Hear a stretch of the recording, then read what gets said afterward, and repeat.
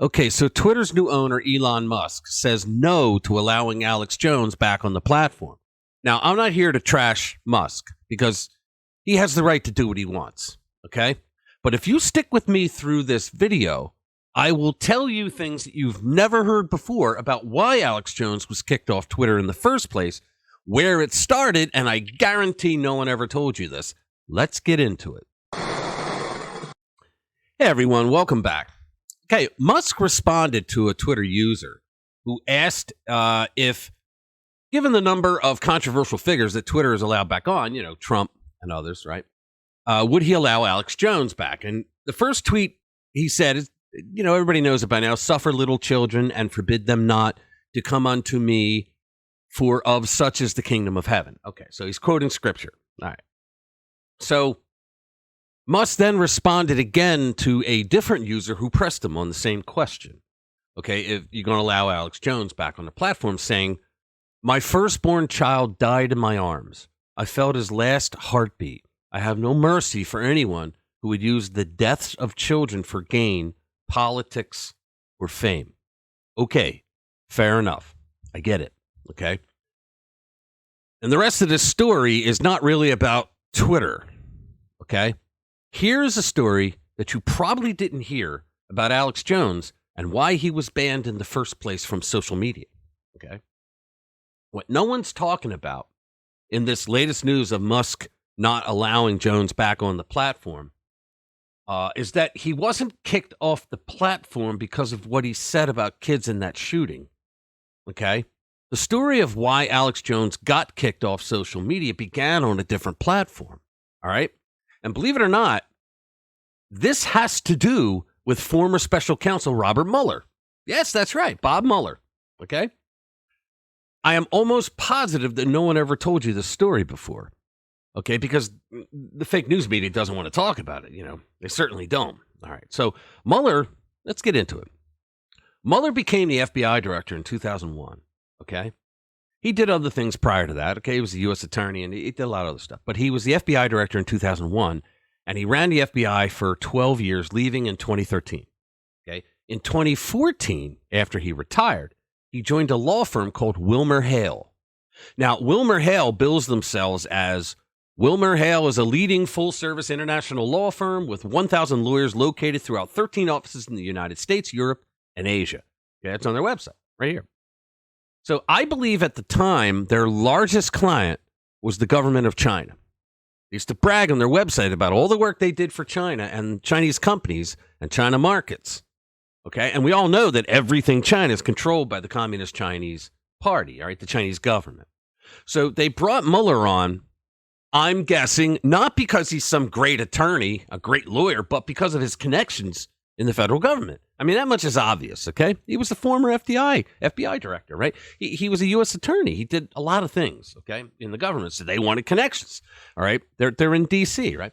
Okay, so everything was going fine for Mueller at WilmerHale. Okay, I don't know if it was a no-show job or, they just bought his name or whatever, his actual connections when they had to use him. That's not important. That's not the important part, okay? All of a sudden, right, some guy comes along and he decides that he's going to run for president.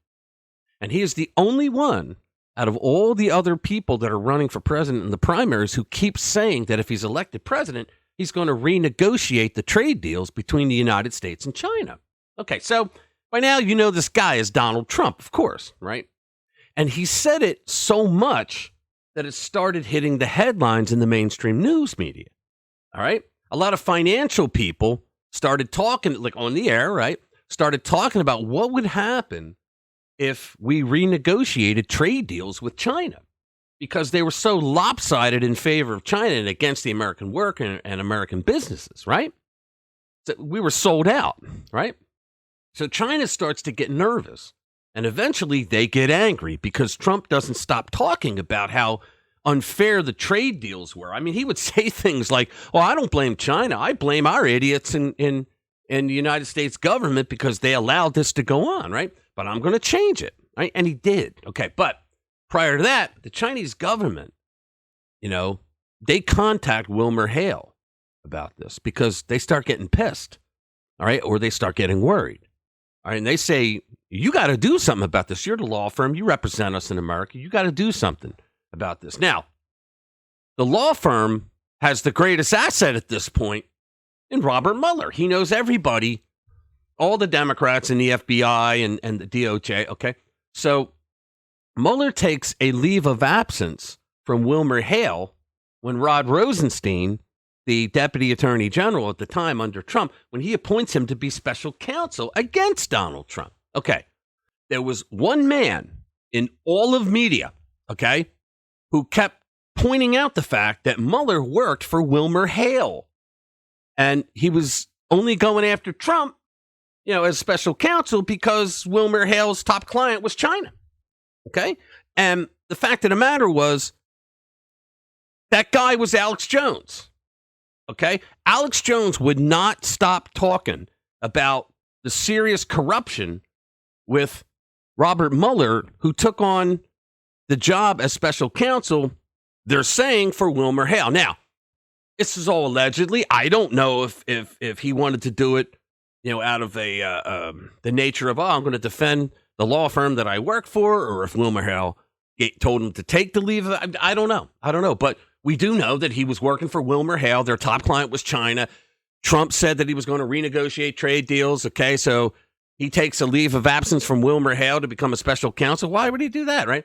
So here's the part that no one ever told you. Okay, you wait. Okay. The first platform, I believe, that banned Alex Jones, okay, they were one of the second largest client that Wilmer Hale had, Facebook. Okay, so now you know, Facebook banned Alex Jones. And then all the rest of the platforms fell in line. Now, in Twitter's defense, okay, they didn't outright ban Jones right away.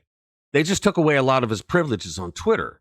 All right, it was about a month later or so that they fully banned him. Okay, but they all fell in line and banned him after Facebook did. Remember, they were doing that. One platform would ban a really important voice that was anti-Democrat at the time, and then all the rest of them fell in line. So I can somewhat understand Musk doesn't want Jones back on the platform, right? I can understand that because all the lawsuits that went on that Alex Jones had to pay all that money out, right? For the things that he said about the kids, okay? Even though he never mentioned these people who got millions of dollars, he never mentioned their name, never mentioned their kid's name. Okay, but Musk has to worry, though, that Google and Apple will take the app off their stores or worse, okay? If he brings Alex Jones back, would Google Play Store or the Apple Store, would they take Twitter off? All right, you never know. Would Amazon or, whoever they use, for their cloud services, would they take them off their cloud services, disrupting their service? Right? I mean, the same way they did to Parler? Okay, so I'm going to legally say allegedly for everything because I have gotten into a lot of details, all right? I might be slightly off with the timing on certain things, but I did a lot of research on this, and this is just my opinion.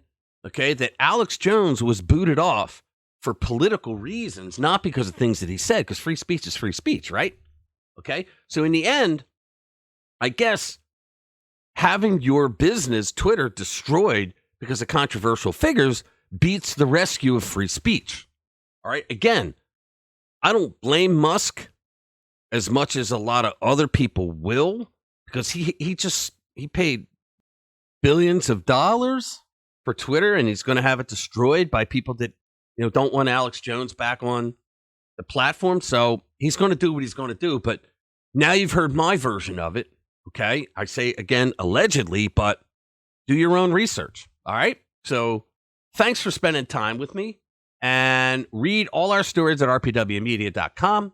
Join our newsletter. The form for that is at the bottom of every story, and we'll see you in the next one.